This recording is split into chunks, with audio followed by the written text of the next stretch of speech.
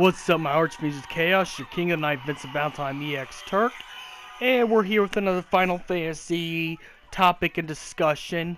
And what we're going to be talking about is we're still on the Niflheim Empire superpowers series. So we're going to be talking about one of the top generals of the Niflheim Empire, Loki Tumult. Now, there's only two appearances of him. Chapter 3, he got beat very easy. And then there's the filler DLC of the Assassin's Festival. But let's go with both materials. Okay? I think both materials could be treated as legit. On the fact that, let's go with both. Let's go with both materials on the fact that it can be treated with just as much legitimacy. Okay, so just to tell you about that. So Loki, I think he has an ability where he could come back. I think Loki has an ability where he can actually escape death. Now, the Niflheim Empire, the Niflheim Empire's powers are very different to each other. Just like I said with Ravus' double transformation states, Idolus's multiplication, Arden's dark version of the king's power, Verstale's plasmatic transfers to his Magitech engines, all that stuff, all that good stuff. So, to make that stuff possible, I think Loki's special ability of how he got to the Niflheim Empire, and it may be to the Tumult family. Maybe the Tumult family has some ability to escape death because he should have died when that mech exploded. Unless Verstale has tailored his Magitech machines to Loki's ability. But otherwise, whether he gets it from that or whether it's a Tumult clan thing or whatever, either way, Loki Tumult can actually escape death. At least this is what I figured out. And this is only if you count the Assassin's Festival as canon. So this might not be a canon superpower. Not to mention his other superpower is he has complete control over his Magitech engine, but that's not really like an unnormalized superpower because Verstale has made, the mech that Loki uses in Chapter 3 and the Assassin's Festival tailored to him. Because remember, Verstale creates all the Magitech. So we're not going to count the Magitech usage ability because that Magitech was specifically made for his usage only. I think I'm going to be focused on the ability to cheat death. Meaning that if I could call it anything, I would call it the Cat 9 Lives ability.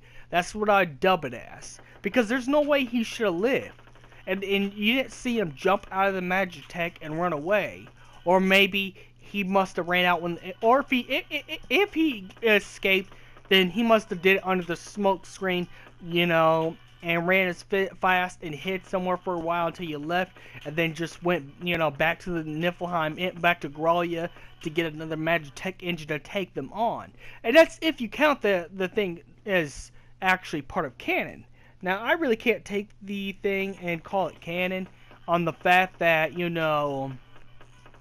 I can't call it canon on the fact that the Assassin's Festival is one of the derpy DLCs.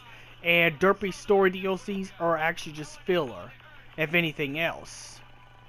And legally this could not be canon because, they have been putting content here from Assassin's Creed. Even though they got the green light to do this DLC festival to tease out the Assassin's Creed's origin game.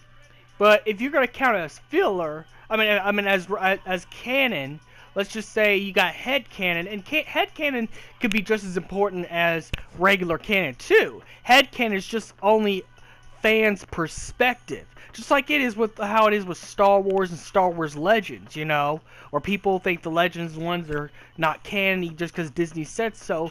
does not mean in your mind, in your head canon, that it's not valid. Again, I have things that are head canon that, you know, aren't exactly valid by the company's standards, but by my standards. So, for the sake of this video, this will be canon, okay? Because this DLC had more Loki, and we knew more about Loki's character and everything that we never got to in Chapter 3.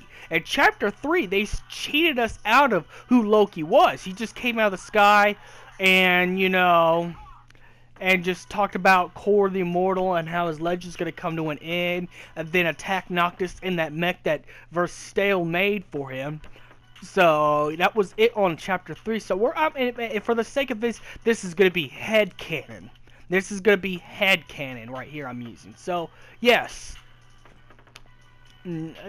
Yes, Loki may not be a demon like some of the other Niflheim Empire members. And matter of fact, Loki Tumult is actually one of their human, you know, or one of their human generals. So, you know, it was one of their human as one of their more human generals. But if the other way he could have this power, it could be the outfit he wears. Maybe if he's human, because remember, General Glocka's real body, which was Titus Dronitus, was not really a demon. But he was strong enough to actually be in demonic armor without nothing happening to him until he died.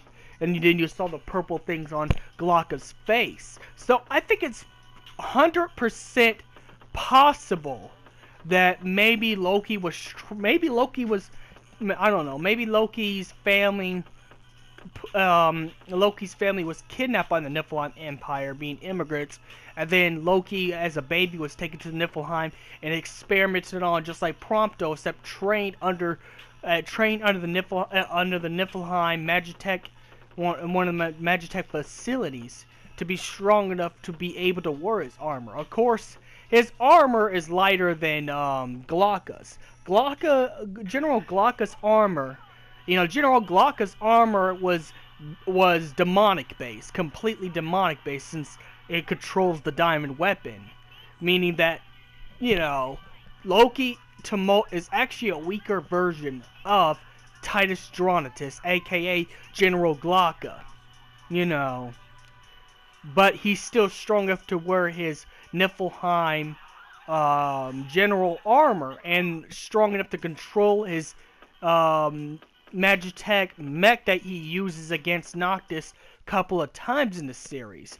So, you know, I think something has to give on the fact that, yes, I think that explains it, because he talks about, in the Assassin's Festival, he talks about getting revenge from being defeated in the sky.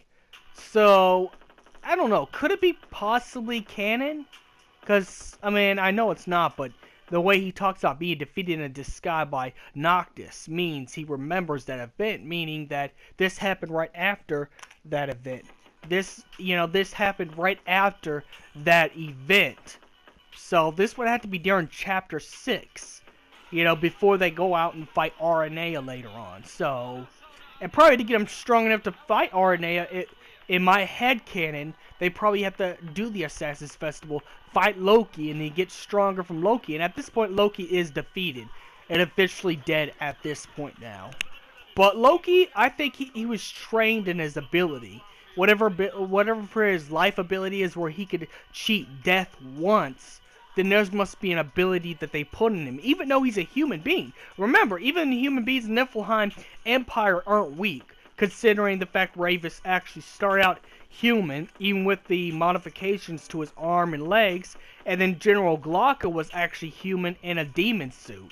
So, you know, you can't rule out the possibility that Niflheim also makes their humans supernaturally strong. So tell me what you think in the comments below, and may the crystal be with you. Don't forget to like and subscribe.